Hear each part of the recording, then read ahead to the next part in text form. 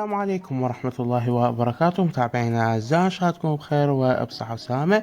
اليوم متوفر بالعراق جهاز الريدمي باد اس اي تاب، يعتبر من الفئة الاقتصادية، وهالمرة راح أقول لكم السعر بالبداية حتى أريحكم. سعره 234 ألف دينار عراق. خلينا نشوف مقابل هذا السعر أنت راح تحصل. من ناحية التصميم، فالجهاز راح يجي بإطار من الألمنيوم وظهر من الألمنيوم، ووزنه راح يكون 478 جرام، وسماكته 7.4 ملم.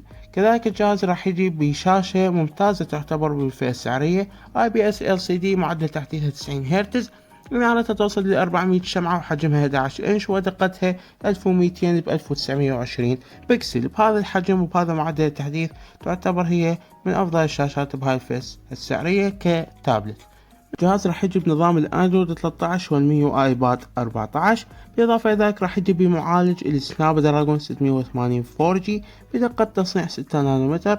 معالج راح يعطيك اداء ممتاز باستهلاك البطاريه اثناء الاستخدام باغلب الاشياء، مثلا تصفح يوتيوب، فيسبوك، تطبيقات التواصل الاجتماعي، اي غيرها راح يكون اداء فوق الممتاز.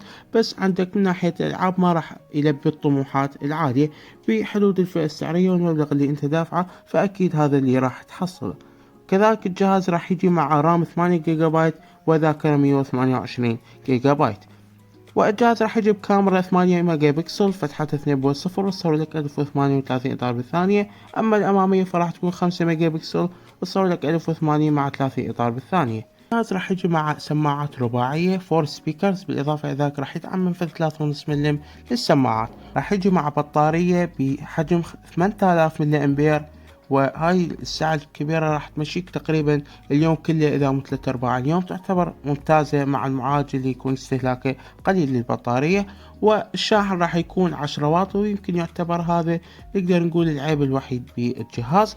والجهاز راح يجي سعره مثل ما قلنا 234 ألف دينار عراقي لنسخة رام 8 مساحة 128 جيجا بايت. اعطونا رأيكم بالتعليقات، هل تشوفون انه هذا التاب مناسب يعتبر مقابل السعر المدفوع؟ انا اشوفه متوازن، لا افضل شيء ولا اقل شيء، بس يعتبر متوازن وخيار مفضل الي بهاي الفئة السعرية. اعطونا رأيكم بالتعليقات، لا تنسوا اللايك والاشتراك وتفعيل زر الجرس. نلتقي فيديو قادم.